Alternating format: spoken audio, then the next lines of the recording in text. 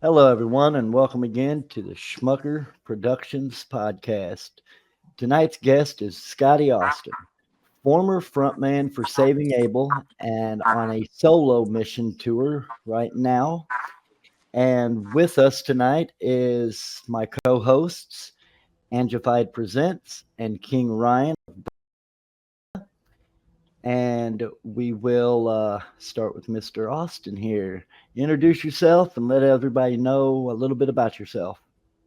Oh, okay. Well, I'm Scotty Austin. I'm a rock and roller.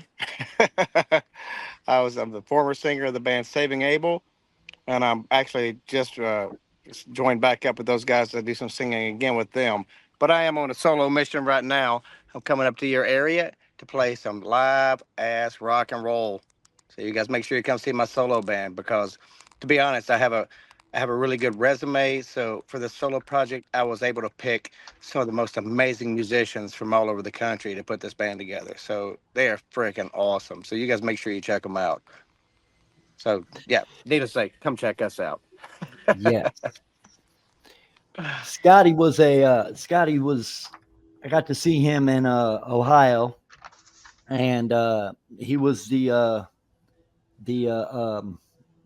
headliner for that night, along with Redburn and the Almas, and it was one of the most like in a closed setting. That show at Dillinger's was like explosive because it just the way the acoustics put out just made you sound phenomenal because I've seen other shows in other places, big venues, small venues, but they have a sound system that just rocked. That And place is cool as hell, man. It really is. yes, it was. We had a blast there, and it did sound good in there. I agree. The sound system sounds great in there, and all the people that work there are badass and cool as shit. You don't always get that everywhere, so that's a No, plus too. that's true. A lot of places just don't really cater to the artist. That's why, I started this. I started my podcast to start off talking about security because I've worked all kinds of different events and I've seen security from left to right and mistakes and what they should do. And it's evolved to where it is today because we're, having a chance to meet you and work a concert that you headlined and getting to see it from the other side of the fence and the setup, the sound check and everything just made me want to take it to another level because a lot of people don't get to ask questions. They get a meet and greet, and whether it's by the tour manager, by the venue, by the artist, a meet and greet can go 20 different ways. And a lot of times these meet and greets are quick, fast, in and out, come in, get an autograph, get a picture, leave. And we all know, because we've all been around this, that being a headliner, being an artist, that you are just like us. Oh You yeah, I mean, it's a stage show. It's a stage show. It isn't um, just that 1.5 hours of powerful music. It's another 23 hours of the day working hard to do it. and that's where, people being in security, you get, man, I give you $50, you let me in the back, man. Hey, I give you $100, or I'll show you my titties, man, if you let me get an autograph or a pit. And I sit there and I used to be that person on the other side of the fence. And after being around artists, celebrities, movie stars, and talking with them, like you, we'd sat there at the bar in Dillinger's for about 20 minutes and talked. And you was like, I enjoy everybody coming up and saying hi and getting a picture. He said, but you said it. There's times I just wish I could just come to a show, do the show, and go back home because you're tired, you're wore out, and Yeah, well, that's true. But every time my foot hits the stage, it changes everything. You can be upset as soon as you step on the stage. You're like, oh hell yeah, I remember why I do this. I freaking love this shit. Yes. That whole energy, as soon as you get that mic in your hand, you got that band behind you, and you guys just become one massive powerhouse, and you got to make sure that that drummer's feeling it every time, That's I because that swear just blows the crowd out even more. it's true. It's real world magic. I'm up there It is. casting spells. People that do what I do, we're spellcasters. That's You know, right. people, That's Well, true. I do you what can you see do it in people's too. eyes too. You can see it in people's eyes. Yeah. It's like hypnotism. It's It like with is. music. We're all like vibing on the same wavelength. It is. Music is a wave, and they've proven that it Universal. affects us. On a deeper level. So it's the last magic in the world. Real magic. It is. I agree. It's the universal language that everyone can feel, even if you can't understand what they're saying. Oh yeah, yeah. We did a tour across Europe a couple years back with when I was still with Saving Able the first time, and and I talk a lot between songs, and I'm from the South, so it's already hard to understand me. No, but they enjoyed the music. They were just like, we don't understand a freaking word you said between songs. To them I was blah, blah, blah, blah, blah, blah, blah, blah, blah. But they loved it. They, it, Yeah, they honestly, some of my favorite songs I still don't know the words to, like half the Zeppelin songs. But I'm willing to hum and make some shit up. You know, and I've heard it thousands of times. I just still never learned the words. I guess I like my own bullshit version of it best. but that's what you do. That's why you have the mic and you're got the lights on you. It's because they want to see you do what you do. Well, no matter, like you just said, no matter if you forget a couple words and you improv it, Oh they no! ain't. If I change words, that's the way that shit goes now. Like it's the only way. It's music. It's just flowing. You're saying something. Hopefully. so let our viewers know what tour you're currently on and who you're playing with. Well, I am always on tour, but I do have a tour coming up, and I believe it's in September. I'll be going back out with Saving Abel for a tour. But right now I'm on my solo tour, and I'm coming up to the Northeast this coming weekend. And I got a couple of my new guys. They've never been to Manhattan and stuff, so I'm gonna take them over there into the city for a bit. I'm pretty excited about that. I love having love new people out because if you can't do what I do unless you enjoy the ride. It's not about the destination; it's about the ride. So you have to do that, and having new guys that are always excited about seeing new things, it reinvigorates me. It makes me more excited again because I'm like, oh yeah, I love this shit too. Once again. But I'm on a solo tour with some of my best friends, and these guys are freaking awesome at their instruments too. My bass player, he's actually the original bass player for Saving Abel as well. Really, I didn't know Yeah, that. he does. He was, Nice. the guy that did Drowning and all those songs off that first record and such. But yeah, unbelievably good. But he's in my solo project, so you guys come out and check him out because he's fantastic. He's a monster, and I got a drummer from Iowa that is a machine. He's a little bitty dude, but he plays like he's 1,000 foot tall. He's crazy good. And my guitar player is a guy that I grew up with. We had the same babysitter as children. When I left Nice. Saving Abel, he's like, "Hey man, I could play guitar in your band." I'm like, "Well, you should be able to. You've been doing it for 30 fucking years. Come on. If you can't do it by now, you just give the shit up." Turns out he's fucking amazing. So I've got a great band, and I'd be honored to have anybody come hear it because I'm really proud of it, and I want everybody to see it live because we're on fire. I got to be honest. I feel that What's the way. name of this band? Come on, like it's Scotty all Austin and building. Scotty Austin and Company. Oh hell yeah. Yep, that's it right there. As it Yep. should be. That's Yep. right. It's really really badass. These guys are fantastic. I would love for you guys to come see them. And once again, in like September, I'm going back out with my good friends and brothers and Saving Abel for a tour. And then When are you come coming to Pennsylvania? this weekend. Pennsylvania this weekend? Yep, I'm in Pittsburgh Thursday Oh, that's on at, the at other the side of me. at the Hard Rock, and then I'm at what's the name of this other town? I think is it Oh. Williamsport? Hold on, I'm going to look at my calendar real quick. All right, go I ahead. forget. Pittsburgh's like 6 hours away from me yet. It's on the other side, but Manhattan's like 2. Well, I tell you, it's probably going to mostly be on the east side there too, because I play in a Massachusetts. I think it's Williamsport, I believe is the name of the town that I come back to on Sunday. Or Very Are fun. you going, Ange?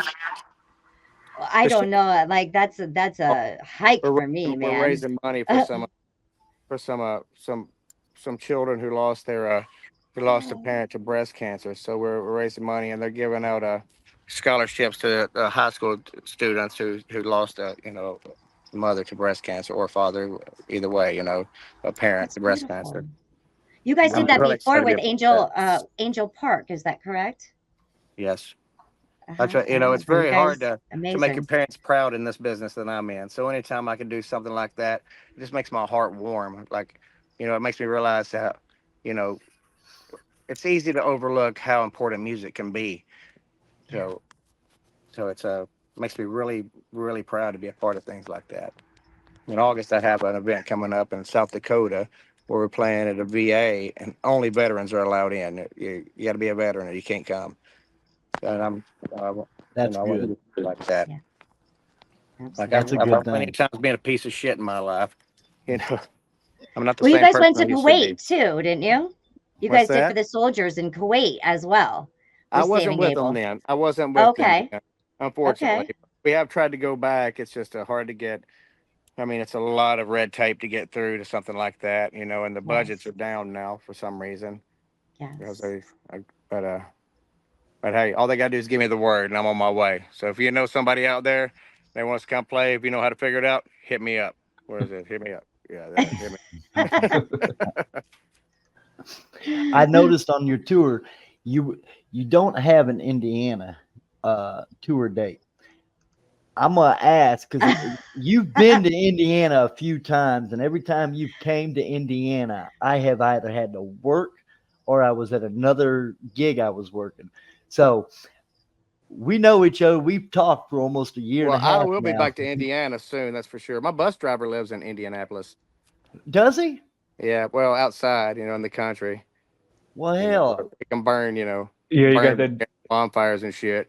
Yeah, you got that date coming up in Lebanon, Indiana. Yeah. oh, he Oh yeah, yeah, does. yeah. See, I told you I'd be back soon. Shit, I play so Oh, many shows; it's hard to keep up with sometimes. I'm I'll, constantly. you need to give me that date, Ryan, because me and Ryan we gonna be there. You guys better be there. You should come Uh, out too. It's gonna be a blast. Yes. Since you guys saw me, I've made some changes. I got the different bass player and drummer, and these guys now are freaking sick, man. So you You know, said it was one of the original drummers, bass player. bass Yes, players. So was that Daniel or Eric? Daniel. Ah, okay. Awesome.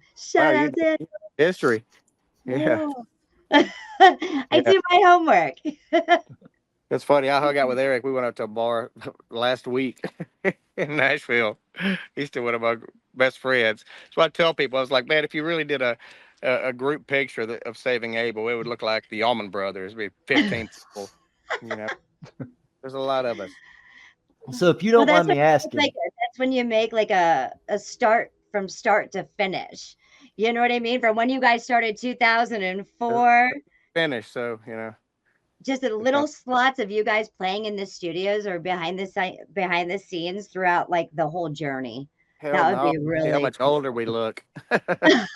Hey, they have AI I'm now. going to You can drink change beer all on that that. up. I'm going to pretend like I didn't even hear that. Well, Scotty, I have to ask you.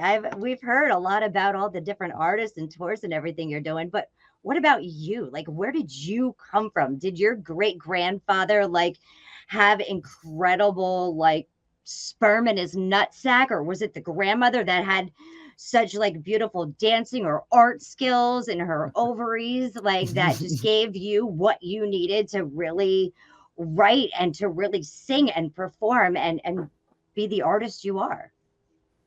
Well, I grew up in a small town in West Tennessee, and I grew up in a family band. They were a gospel band, gospel bluegrass band.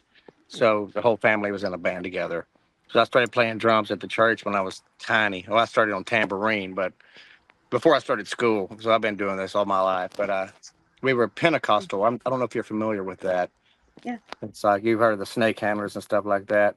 We were that close to that. So the women wore the long denim skirts, never got haircuts, and we always had to wear long sleeve shirts and long pants and stuff. Made us hella swimmers though. but yeah, And no, be I able to grew up. tolerate like air and heat better than some of the others, right? Yeah, because we didn't have air conditioning in the church. So, Uh-huh. but yeah, I grew up in a small Southern Pentecostal church.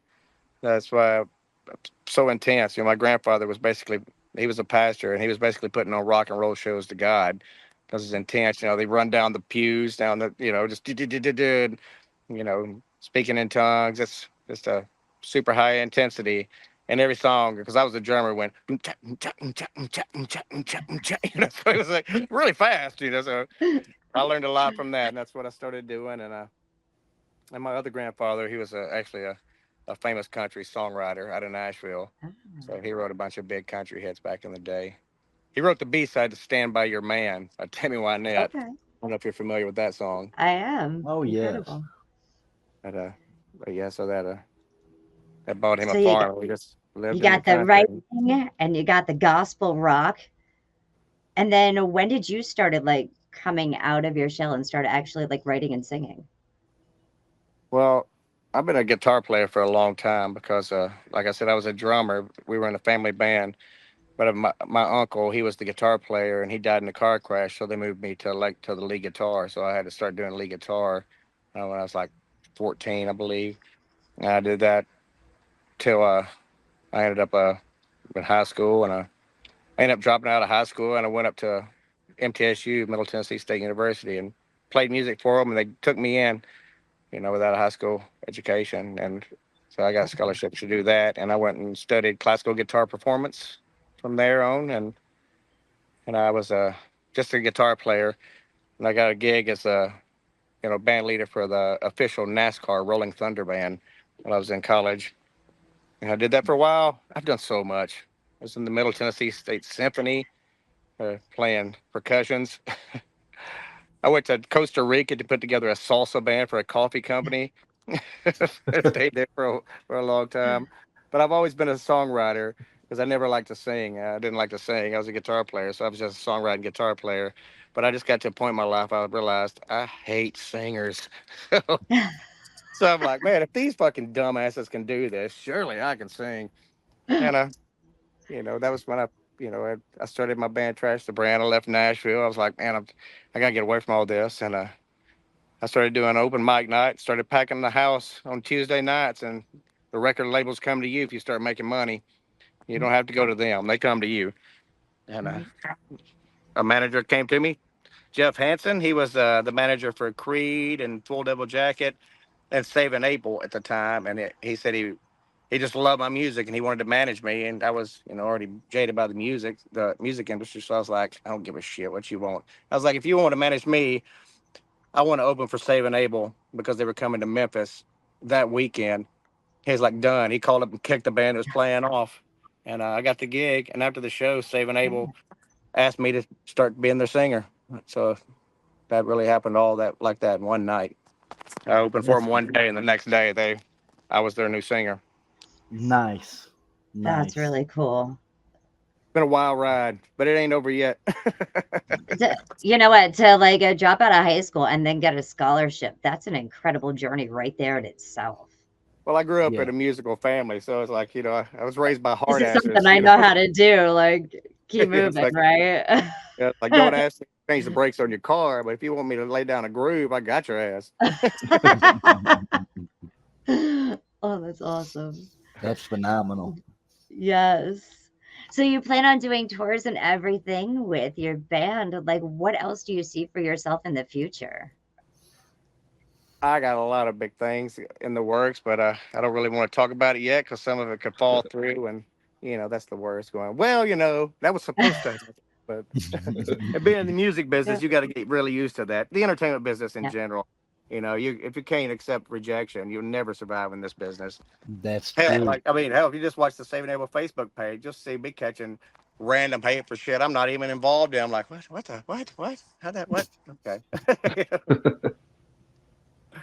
I'm just out here trying to sing songs, have fun, and feed my family. The rest of it's all just bullshit.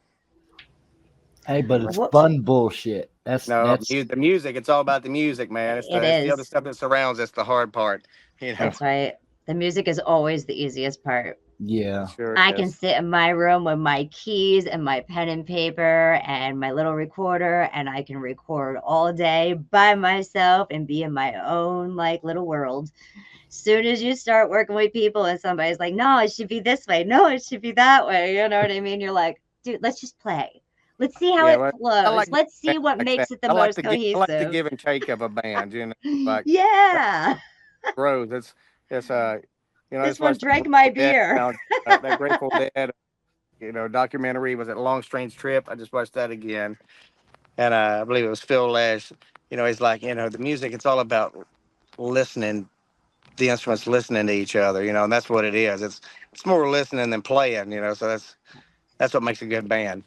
The listening Yes, to each other. So I do like being a part of a group. I see, you'll think things are going to be a certain way, and it's like, well, that's not even what their hands can do, or that's not the way they hear it. And it turns into something else and becomes more magical.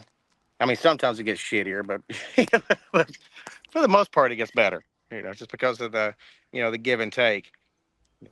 That's a hard thing to do, especially if people that sat around a room and played by themselves and writing songs and stuff. Like they're like, no, it's got to go this way. Like, well, then do it yourself. So I mean, but if you want to be that, in a band, you're gonna have to, bring in other mindsets. that's right. That's right. Out the box. That's why That's rock it. and roll is far superior, as the genres like country and stuff. It's really structured, and they have, the musicians union. That's why so many of the records sound the same, because it's literally the same musicians playing on it, because they have the authority in the union. And rock and roll, you can bring in the shittiest guy, be like, okay, well, he's gonna be the guitar player. Like, really? Like, yeah. Like, okay.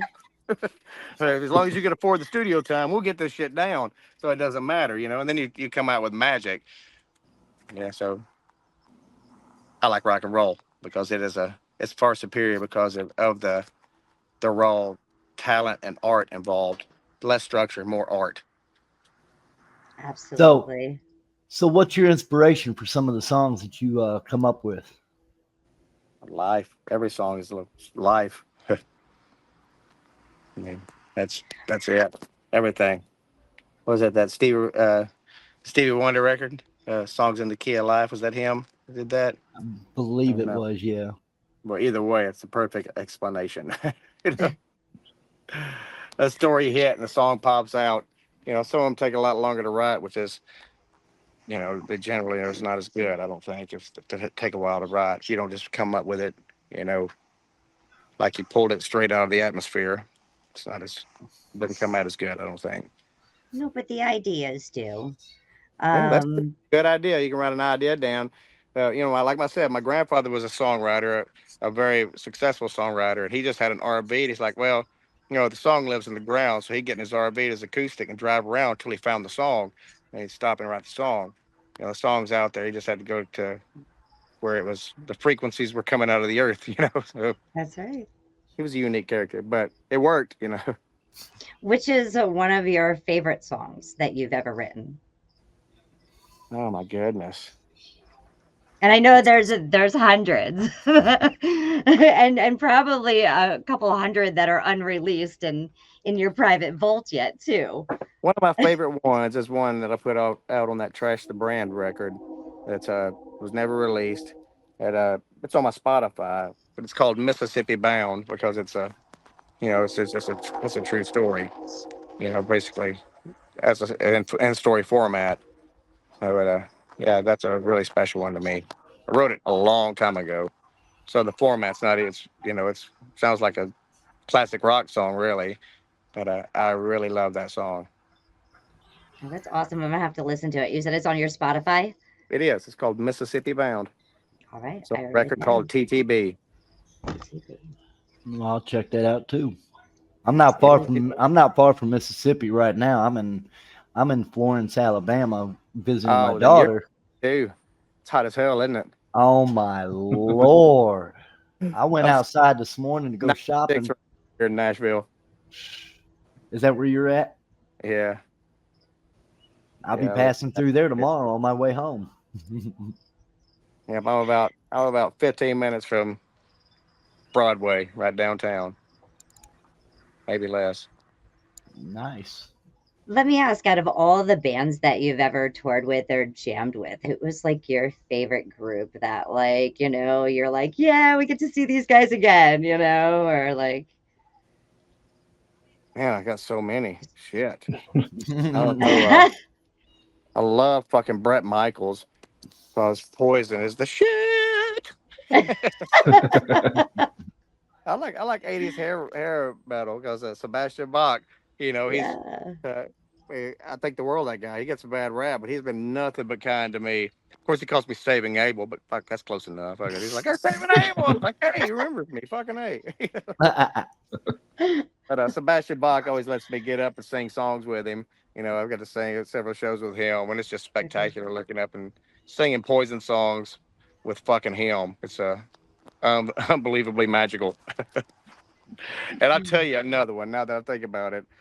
I got to play one of the last shows with Charlie Daniels before he passed away.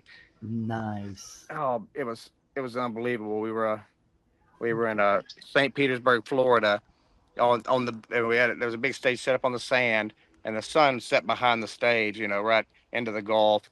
And we just got to play with the sunset, and then he got up there and wore it out. I mean, he was 83 and fucking just beat the fucking shit out of that stage. I looked at the guys in Saving Abel. I'm like, never again do I want anybody to complain about being tired. This oh guy's yeah. twice everybody's age at least, and he just beat the shit out of us. But yeah, That's that go, go, go mentality that you were yeah, raised with too, right? yeah, oh yeah, yep. That's yep. I'm going to play on stages until I can't anymore, and I'm going to keep trying. That's a Yeah. good thing to hear. Absolutely. So What would Ryan, do you? you Oh, go ahead. Ryan, you got anything you want to ask us, Scotty? Yeah. So, what were some of your musical influences growing up? Well, my grandfathers, both of my grandfathers were a lot. I mean, being in the gospel band was, you know, very helpful. I had a, you know, I got a man. Man, it's such a wild ride. It almost seems unbelievable even to say out loud. I mean, to tell you the truth, like, 'cause my mom was she was wild as hell, and I had a single mom when I was, you know, my preteen years. That's why I dropped out of high school. Was you know, I was living in the back of a biker bar at this point, and my mom ran in Lexington, Tennessee, and a lot of the blues guys ran down there, and my mom was really pretty, so she got a lot of attention, and I got to meet Stevie Ray Vaughan when what 12 maybe through a through a guy that my mom was dating. And then Stevie Ray came down and, you know, he stayed on our couch a few times. And he let me play drum set with him at a show one time, real quick at the Rum Boogie Cafe in Memphis. So it's probably my first secular music concert. Yeah, I got to sit in with him for a little bit. I mean, it wasn't like I was great or nothing. It was just a kid getting to come up and jam a little shuffle in Kansas City. Kansas City, here I come. I mean, I just thought he was a stinky ass drunk. I didn't realize how amazing and special he was at the time, you know, because I was a child. But yeah, so I got to do that. And then a little further on, you know, of course, I got into it. I got really into the Grateful Dead, really into the Grateful Dead. And I just, man, I've been all over the place. I just fucking love music. Then I went to college to play classical guitar. So I got into Latin music. And, I did the country scene because it's close to Nashville. And it all circled back to rock and roll. So basically, it's hard to. Well, my music doesn't sound like fucking anybody's, to be honest. So It's just yours. expect that when you hear my live show, it's not going to sound like it's only rock and roll because it's high intensity. Hell, it could probably be country, you know, because just listening to me talk is you can hear it in my voice, but we're way too high energy to be country. So it's fucking hard hitting ass southern rock. But you know, I've played a lot of instruments. Now I just sing because I got great musicians. Man, I've done all kinds of shit. No, it's wild. That's good though. That's the way you want it to be. You want to have your own unique style and sound that nobody else has. Well, I think it's accidental just because I couldn't do it like anybody else did. So it just turns out that's why songwriters exist because they're like, fuck, that sounds cool. No, I can't do that. Well, I'll just I'll just write my own song, That's right. and then the magic's made. There's no right or wrong way to do music. Like people just assume it is. All these rules that are wrote down, keys, all of that, only exist in our heads. I mean, it's all relative to. I mean, well, we have 7 notes in a scale in English music. Well, if you get into the Indian music, and it's they have 13 or 14 and notes. That's why when you hear it's like it sounds a little out of tune because your ear is trained to listen to it in English sounds. You're missing notes that are actually important and exist. It isn't a half tone or anything. So, Yes. Those world sounds are so beautiful, depending on what country they're from, the different woodwinds or the chimes and the beats. Like, oh, absolutely gorgeous. So if you guys have closed ears, well, open them some of up. the Far East music, the space between the notes is the music. So it's not even the Absolutely. music; it's the space between it that's Hmm. the musical part. So it's Yes. once again, it's just relative to whatever makes It's people emotionally attached to it. the It's fucking music. universe. It's art. It's art. Absolutely. Well, I want to thank you guys for having me. Of Can I course. ask one more question Yeah, absolutely. before you leave? Okay. So if there was an original artist out there, even like a teenager to, somebody that would be in their mid 30s that, really loved music and has maybe played their whole life, whether they got into college or didn't, what advice would you give them to move forward, like in the music industry? Uh, well, don't go to Nashville. I mean, you don't want to go to a cornfield to sell corn. Right. So just put a good ass band together and just be like a horse in a parade wearing blinders. Don't pay attention to what's going on the side of you. Just keep heading down the road, and it's the chipping away at it. Because I didn't get recognition really until I was in my 30s. And a lot of the people that you think they're a lot older than you think they are in the industry anyway, before they ever get their start. Because first of all, you can't write a fucking song if you're just a jackass that hasn't lived. So I mean, Yes. so no, I mean it's don't there's no age limit on badass. You just keep fucking pushing forward and making music, And if people don't like it, fuck them. I Right. mean, shit. I mean, you can't make everybody happy. If you could, I wouldn't like you just because of it, Right. because that's not the That's rock and true. roll way. It's supposed to piss the people off. This is art. That's right. That's it. I mean, FAFO, it's right? hey, hate is an emotion too. Hate's an emotion too. As long as you're drawing emotions out of people, your art is a success. So just take it. The worst place to be is in the fucking middle. That's very You're true. all in or fucking as far half-assed as possible. Definitely. That's very true.